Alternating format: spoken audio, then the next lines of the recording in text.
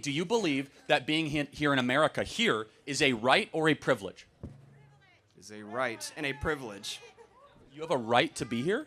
Yes, I believe anybody has a right to movement to wherever they want. So you would get rid of all borders? Yes. So when you land from an international flight at JFK Airport, no passport checks? Nope. Okay. Thank you for so bluntly telling us your view. I'm a dirty commie, so yeah. Yeah. What is your definition of socialism? Well, in the theoretical, the abstract, or the practical?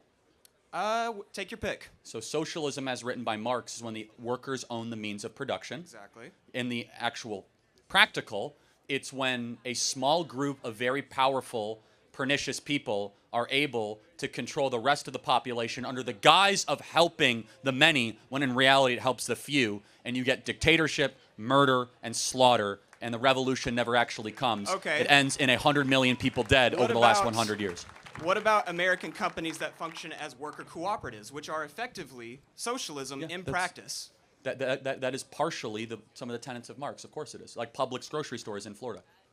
Okay. So you're in favor of worker cooperatives then? Yeah, if it's done voluntarily. That's the key. Yeah, exactly. Voluntary. I would agree. For example, in a church, if you go to a church and everyone says we're going to go share this meal, Yep. that's a voluntary cooperation. But socialism is not hinged on voluntarism. It's using a gun. It's by force you must be part of this. Well, by force you must give us your money. By force you're going to be part of our cooperative. Voluntarism is something we all support. It's when you start to use the heavy hand of the state that we start to object it. I agree. I'm not here to defend Cuba, China, the USSR, or any of that. Or Vietnam, or No. Laos, or Cambodia, So, or Rhodesia, or Zimbabwe. so basically, if we can agree that voluntary worker ownership of the means of production If they so is, choose. Okay. It can work. It also can fall apart. There's plenty of instances where it does. Because the problem is this, is that the incentive structure sometimes for innovation with voluntary cooperatives is not always very strong or robust. But No. yes, in a market, you're allowed, for example, I have no problem with the Amish living the way they do in Pennsylvania. Neither do I. Yes, however, I do have a problem saying we're going to force you to live like the Amish. That's where we disagree. No, I agree Well, with you. I'm saying, but where socialism has played out over the last 100 years. Yes, some people have interpreted socialism Yes, that but way, yes. so for you, as a true socialist, you should go get a bunch of your buddies and friends, go out into the countryside and go live as socialists. See how long you last. Would you be in favor of tax cuts and loopholes to people who want to start a worker cooperative and No. exist as a worker cooperative in a market? I mean, I would give tax cuts for all people, but if they want to do that voluntarily in a market economy, knock yourself out. Okay. So, we've agreed. I think so. But here's the point. The question, will you, though, as a socialist, go out and live your value system? Will you go and, say, hey, I'm not going to own any stuff. 10 friends of I are going to go, we're going to grow our own There's food. a difference between personal property and private property when it comes to socialist theory. Okay, so, but Personal property is things like your toothbrush, your clothes. I would even go so far as to say your house. Can I have 2 houses? It depends. It depends. That's a So if very I have a second house, complicated you might just question. take- you might That's just a very take it away. complicated question that I necessarily don't really have an It's answer not for that you right now. complicated.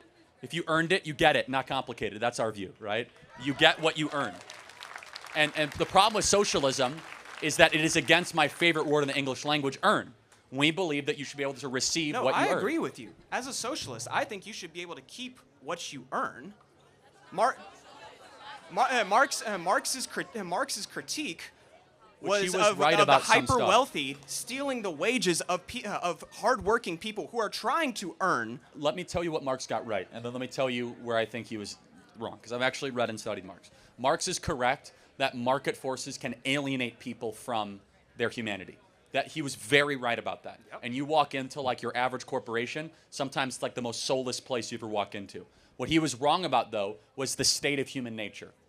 That we believe humanity, we as conservatives and Christians, we're generally not so good as human beings. Marx believed humans were really good and that we're being polluted and contaminated by the societal forces around us. Racism, misogyny, capitalism, all these forces are caused. So we have to strip down all of these external forces, and we'll be able to live as in wonderful harmony in the hills. And I would agree with that. Okay, and so we think that's insane that human beings are naturally good. Secondly, the idea Wait. yeah, we think Marx saying that he wasn't saying that people are naturally good once you remove all these things. The fact that racism, sexism, all these other isms exist is proof of the fact that humans, yes, do have a tendency towards evil, bad behavior. well, that's not what Rousseau believed. So Rousseau was the foundational baseline for Marx, right? So Jean-Jacques Rousseau. yeah, Rousseau was the one who argued that it's human beings that are naturally good, and we don't have a proclivity towards this stuff. And what we will agree is that there is a problem with widespread alienation of human beings in market forces. It's a big problem. Yeah, and It's people the biggest, are alienated by capitalism. But not definitionally. Some people find a lot of purpose in their work, though. That's where I disagree with Marx. Sure. Is that some companies are able to create robust environments where people are happy and they're connected. It's not a fault of the system. It's a fault of some applications that happen in the system. Okay, then we just disagree on our interpretations of Marx. So then. I guess the final question, though, is you, as a socialist, can you point to a single time where this theory worked? The Zapatistas in Mexico in 1991 when NAFTA went into effect. How long did that last? To this very day, it is still a region today. And they don't own anything? They collectively own their property. Okay, I have to look at that example. I mean, I would point to the Zapatistas, Rojava in Syria is an autonomous zone that has existed autonomously in spite of the Syrian civil war that's been going on. There, and again, I would point to American and other businesses in other countries that function as worker cooperatives. That's socialism at work. Granted, they are in a capitalist. We would say it's voluntarism. Yeah. They are in a capitalist market. How do you reconcile the Soviet Union, Chinese Communist Party, Pol Pot?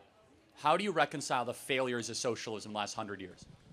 I just disagree with their interpretation of socialism. I don't think that you should wield authoritarian power in order to force people into socialism. So here's what we believe, and we'll close on this. Every time it will be tried at scale, a very bad person will assume control under the guise of socialism and become a permanent dictator. I disagree with the at scale. I would argue that our modern library systems are also examples of socialism. Wrong. You literally come. Someone's in charge. I can literally walk into Hodges Library over here, check out a book for free, and they trust me to First bring of all, it back. it's not free. Someone paid for that book. It's called the taxpayers, so it's not free. The building has to be built. Someone has to pay for the plumbing and pay for the electricity, pay for the heating. Someone has to pay for the workers. Number two, if there is a disagreement within the library and you steal the book, what happens? You don't check out in the right process. You have an overdue fine, so there's a cost to it. You see, the library is actually a very capitalist system because if you don't rewind the old VHS there's some tapes... librarians who say that overdue fines actually don't even work and they don't even provide really good incentives nevertheless, for people they to bring still back exist. their books. But the point, if you would say the library is a hallmark of socialism, the librarian is still in charge. I'm going to get to the next question. Thank you very much. Appreciate for your time. Thank you.